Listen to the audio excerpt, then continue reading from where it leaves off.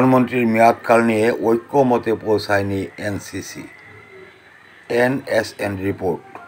সাম্য, মানবিক মর্যাদা, গণতান্ত্রিক সামাজিক সুবিচার, ধর্মীয় স্বাধীনতা, সম্প্রীতি এবং পক্ষপাতহীনতা এই 5টি বিষয়ে উল্লেখ করার পক্ষে অধিকাংশ দলের সম্মতি রয়েছে। তবে প্রধানমন্ত্রীর মেয়াদকাল নিয়ে ঐক্যমতে পৌঁছায়নি জাতীয় সংবিধান কাউন্সিল এনসিসি। জাতীয় সাংবিধানিক কাউন্সিল এনসিসির পরিবর্তে নতুন কমিটির নাম প্রস্তাব করেছে জাতীয় ঐক্যমত্য কমিশন। প্লাস্টিক এখন গুণে মানে রুচিতে আরও এগিয়ে। আপনি জানেন কি এসা প্লাস্টিক গুণে মানে রুচিসম্মত? জাতীয় সাংবিধানিক কাউন্সিল এনসিসির পরিবর্তে নতুন কমিটির নাম প্রস্তাব করেছে জাতীয় ঐক্যমত্য কমিশন। এছাড়া প্রধানমন্ত্রীর মেয়াদকাল 10 বছর ঐক্যমত্যে পৌঁছানো যায়নি বলে জানিয়েছেন কমিশনের সহসভাপতি আলী রিয়াজ। বুধবার রাজধানীর বেলি রোডে অবস্থিত ফরেন সার্ভিস একাডেমিতে রাজনৈতিক দলগুলোর সঙ্গে কমিশনের বৈঠক শেষে তিনি এসব কথা জানিয়েছেন। আলী রিয়াজ বলেন, বিএনপির পক্ষ থেকে সর্বশেষ বলা হয়েছে, সাংবিধানিক প্রতিষ্ঠানে নিয়োগের জন্য কোনো ধরনের কমিশন বা কমিটি তৈরি করা হয় তাহলে তারা প্রধানমন্ত্রীর মেয়াদকাল 10 বছর তা আবার বিবেচনা করা হবে। এই আলোচনায় আমরা কোনো রকম ঐক্যমতে পৌঁছাতে পারিনি। সাংবিধানিক ও সংবিধিবদ্ধ প্রতিষ্ঠান নিয়োগ কমিটির বিষয়ে চূড়ান্ত সিদ্ধান্তে আসতে পারছি, ততক্ষণ পর্যন্ত প্রধানমন্ত্রীর মেয়াদের বিষয়ে চূড়ান্ত সিদ্ধান্ত নেওয়া যাচ্ছে না। সবশেষ বৈঠকে প্রধানমন্ত্রীর 10 বছরের মেয়াদকালে নিয়ে যে আলোচনা হয়েছে সেখানে অধিকাংশ রাজনৈতিক দল স্বাগত জানিয়েছে।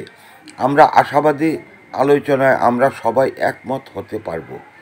এনসিসির পরিবর্তে নতুন কমিটির নামের প্রস্তাবের বিষয়ে তিনি বলেন, সংবিধান সংস্কার কমিশনের পক্ষে জাতীয় সাংবিধানিক কাউন্সিল গঠন করার কথা বলা হয়েছে। বিভিন্ন দলের সাথে আলোচনার প্রেক্ষিতে জাতীয় সাংবিধানিক কাউন্সিল এনসিসি নাম পরিবর্তন করা হয়েছে। এনসিসির পরিবর্তে জাতীয় ঐক্যমত্য কমিশন থেকে নতুন নাম প্রস্তাব করা হয়েছে। এখন থেকে সাংবিধানিক ও সংবিধিবদ্ধ প্রতিষ্ঠানে নিয়োগ কমিটির নাম বলা হয়েছে। এখানে 3টি পরিবর্তন আনা হয়েছে।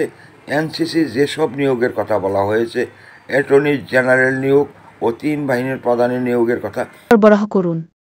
এসা প্লাস্টিকের যে সমস্ত পণ্য বাজারে পাওয়া যাচ্ছে, প্রয়োজন যেখানে পাশে থাকার প্রত্যয় এসা ডেকোরেটর চেয়ার, পানির তৃপ্তি মেটাতে প্রতিদিনের সঙ্গী ডেইলি মগ, আরও রয়েছে জুনিয়র মাম পট।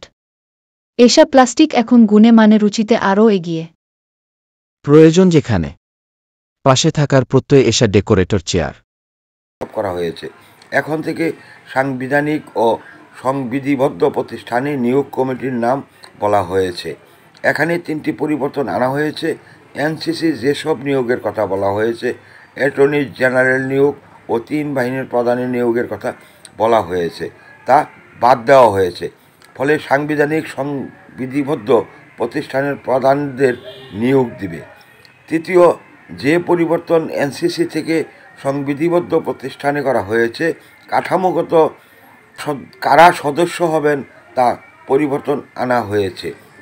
তিনি আরও বলেন, ঐক্যমত্য কমিশন থেকে প্রস্তাব করা হয়েছে, সাংবিধানিক ও সংবিধিবদ্ধ প্রতিষ্ঠান নিয়োগ কমিটিতে প্রধানমন্ত্রী, নিম্নকক্ষের স্পিকার, উচ্চকক্ষের স্পিকার, বিরোধী দলীয় নেতা, অন্যান্য বিরোধী দলের একজন প্রতিনিধি, রাষ্ট্রপতি একজন প্রতিনিধি যিনি আইনের দ্বারা বিবেচিত হবেন এবং প্রধান বিচারপতির মনোনীত একজন আপিল বিভাগের একজন বিচারপতি সদস্য হবেন।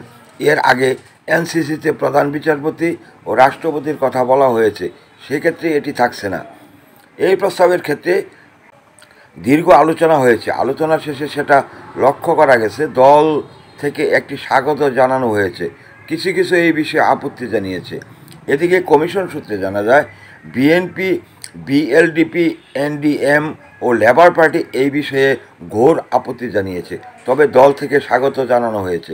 তারা এখানে আরও কিছু পরামর্শ দিয়েছে, যেমন এই কমিটির কার্যক্রম কীভাবে, কার্যপরিধি কী হবে, এর জবাবদিহিতার ব্যবস্থা কী হবে, সিদ্ধান্ত গ্রহণের প্রক্রিয়া কী হবে, পরামর্শ দিয়েছে। ঐক্যমত্য কমিশন বিষয়গুলো পর্যালোচনা করে আগামী সপ্তাহে একটি প্রস্তাব পেশ করবে। আলী রিয়াজ আরও বলেন, বিদ্যমান সংবিধানে রাষ্ট্র পরিচালনার চার মূলনীতি অটুট রাখার বিষয়ে কয়েকটি দল মতামত দিয়েছে, আবার কয়েকটি দল ভিন্ন মতামত দিয়েছে। ফলে পিসি এখন পর্যন্ত কোনো ঐক্যমত তৈরি হয়নি। তবে সাম্য, মানবিক মর্যাদা, গণতন্ত্র, সামাজিক সুবিচার, ধর্মীয় স্বাধীনতা, সম্প্রীতি এবং পক্ষপাতহীনতা এই 5টি বিষয়ে উল্লেখ করার পক্ষে অধিকাংশ দলের সম্মতি রয়েছে। ঐকমত্য কমিশন এই বিষয়ে পৌর সুনির্দিষ্ট প্রস্তাব আগামী সপ্তাহে পেশ করবে।